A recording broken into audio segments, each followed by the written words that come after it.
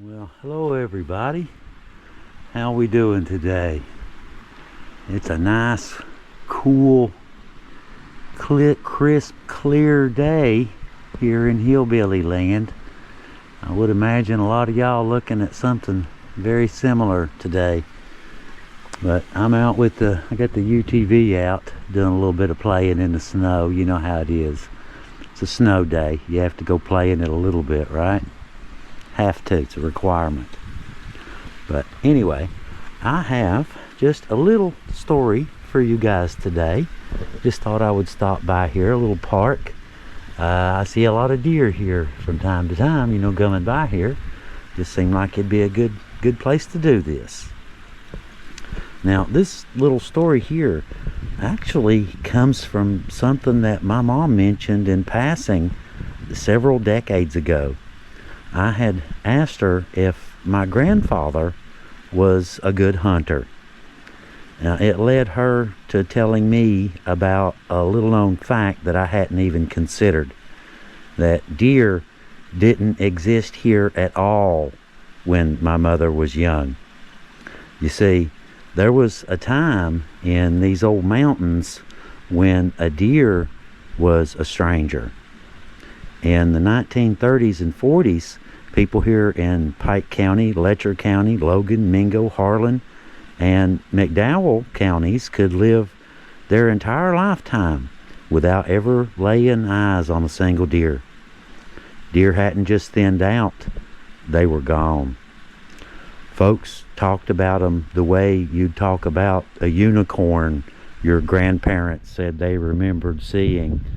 Something that wandered the hills back when timber was still thick and the hollers hadn't been carved out for roads. During the Great Depression, it hit already struggling area really hard, and families hunted whatever they could hunt, whatever they could find. There were no game limits, no seasons, and no rules. It was just plain survival. Logging companies had stripped whole mountains bare, leaving ridges that looked like exposed bones. Coal camps pushed deeper into the hollers until every quiet place was filled with people, train tracks, and blasting. With the forest gone and the land bare, there was no shelter and no deep woods for deer to hide in anymore. By the time the harsh winters like this would roll around, the last of the fragile herds had collapsed. Old-timers around here used to say that if you saw a deer track in those days, you stared at it like it was a miracle. It took a massive restocking effort to bring deer back from memory. West Virginia started first back in the 1930s. They released deer into counties that hadn't seen one in decades. Logan County began getting deer again in the late 1930s and into the early 40s.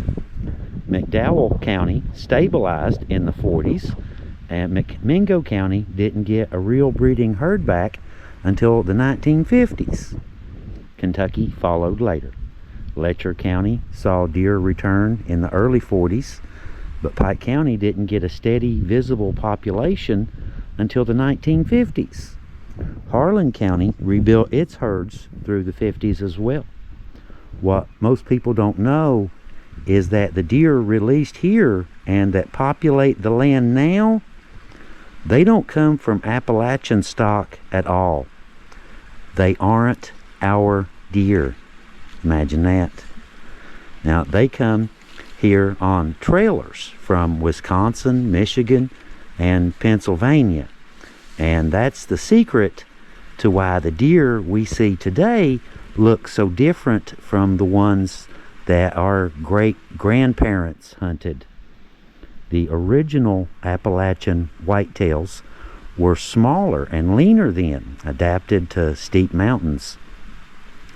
But the deer brought in from the north came from richer land, cooler weather, and bigger body genetics. Add in reclaimed strip mines full of cover, cornfields where old farms used to sit, and healthier forests that grew back after the logging era ended with almost no predators, and suddenly the hills were growing deer larger than anything the past had ever seen.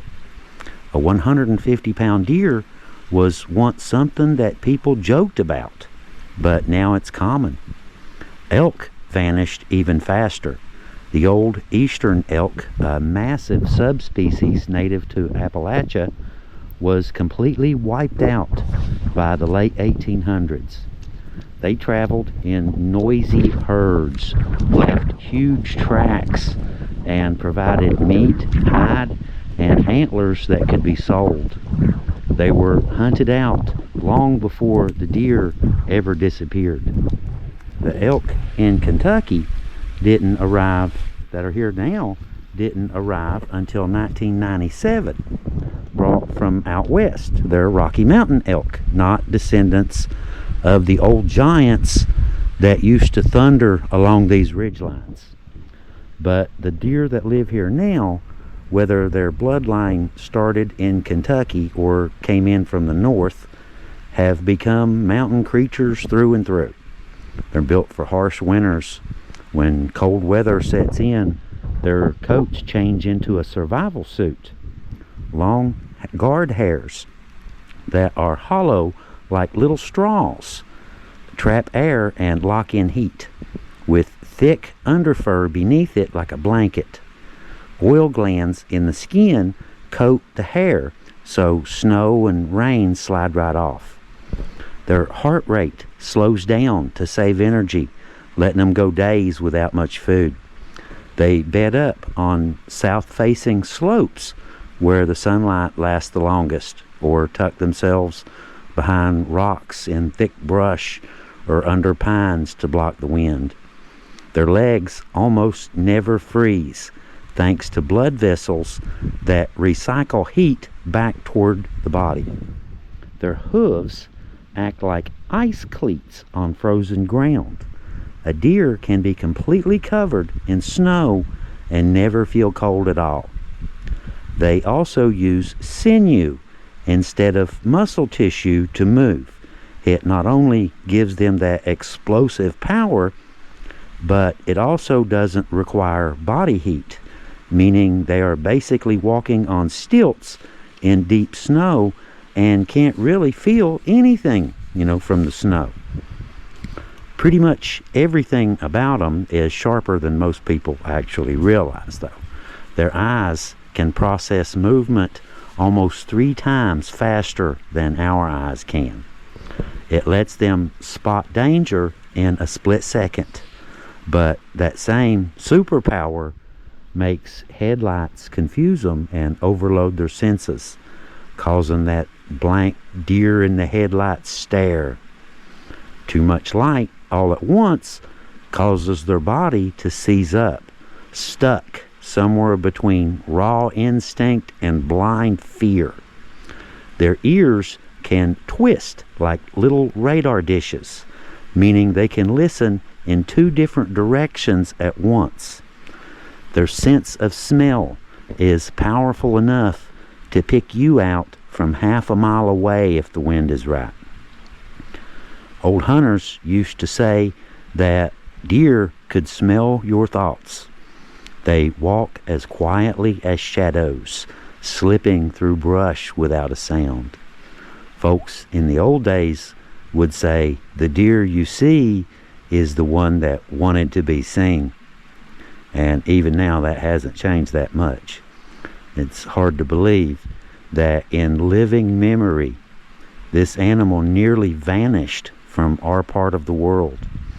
But they're here today in every holler, in every strip mine, every field at dusk. Stronger, healthier, and much tougher than the original deer that walked this land before them. Seeing one step out of the timber now is pretty common, but as beautiful as they are not the deer that are actually native to this area. Now, how interesting is that? I thought that was really cool.